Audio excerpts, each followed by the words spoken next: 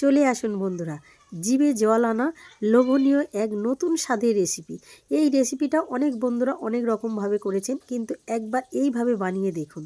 তার জন্য এখানে আমি নারকেল কোড়া নিয়েছি। এই দেখুন বন্ধুরা, এটাকে আমি একটা কড়াইয়ের মধ্যে দিয়ে দিলাম। এর মধ্যে দিয়ে দেবো স্বাদ মতো চিনি, আর দিয়ে দেবো একটু এলাচ, দিয়ে দেবো নলেন গুড়। এবার একসাথে আমি সুন্দর করে এটাকে একটা পুর তৈরি করে নেব। এই দেখুন বন্ধুরা, এটা নারকেলের পুর তৈরি করে নেব।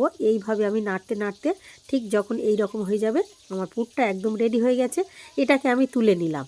আর অন্যদিকে আমি সুজি নিয়েছি। এখানে আমি 200 গ্রাম সুজি নিয়েছি, আর একটা মিক্সিং জারের মধ্যে দিয়ে আমি গুঁড়ো করে নেব। এই দেখুন বন্ধুরা, গুঁড়ো হয়ে গেছে। এটাকে আমি একটা পাত্রের মধ্যে ঢেলে নেব। আমি একটা পাত্রের মধ্যে ঢেলে নিলাম। এর মধ্যে দিয়ে দেবো আমি হাফ বাটি ময়দা, আর দিয়ে দেবো স্বাদ মতো লবণ। দিয়ে একসাথে আমি সুন্দর করে মেখে নেব। এবার অল্প অল্প জল দিয়ে আমি একটা ব্যাটার তৈরি করে নেব। এই দেখুন বন্ধুরা, এইভাবে আমি সুন্দর করে মেখে নেব, নিয়ে একটা ব্যাটার তৈরি করে নেব।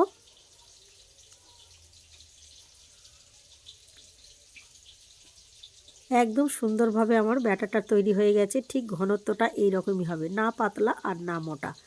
অন্যদিকে আমি কড়াইয়ের মধ্যে সামান্য একটু সাদা তেল ব্রাশ করে নেব। আর এর মধ্যে আমি দিয়ে দেবো অল্প করে 1.5 চামচেরই মতো আমি ব্যাটারটা দিয়ে দিলাম। এবার এটাকে ঘুরিয়ে আমি একটা গোল শেপ দিয়ে নেব। সবাই জানেন বন্ধুরা কেমন করে পাটিসাপটা পিঠা করতে হয়, সেইভাবে আমি গোল করে শেপ দিয়ে নিলাম। আর যে নারকেলের পুরটা আমি তৈরি করে রেখেছিলাম, সেই নারকেলের পুরটা পরিমাণ মতো দিয়ে ঠিক এইভাবে উল্টে আমি একটা রোল তৈরি করে নেব। একদম রেডি হয়ে গেল আমার একটা পাটিসাপটা পিঠা। এই দেখুন বন্ধুরা, এটাকে তুলে নিলাম। আর এই একইভাবে আমি সবগুলোকে বানিয়ে নেব।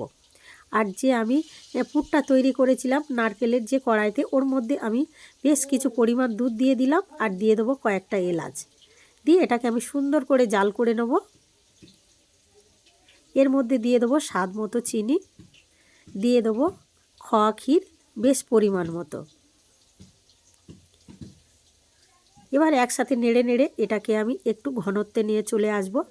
এই দেখুন বন্ধুরা, নাড়তে নাড়তে যখন একটু ঘনত্বটা মোটা হয়ে আসবে, ঠিক সেই সময় জানবে যে এটা হয়ে গেছে। আমার সুন্দরভাবে রেডি হয়ে গেছে।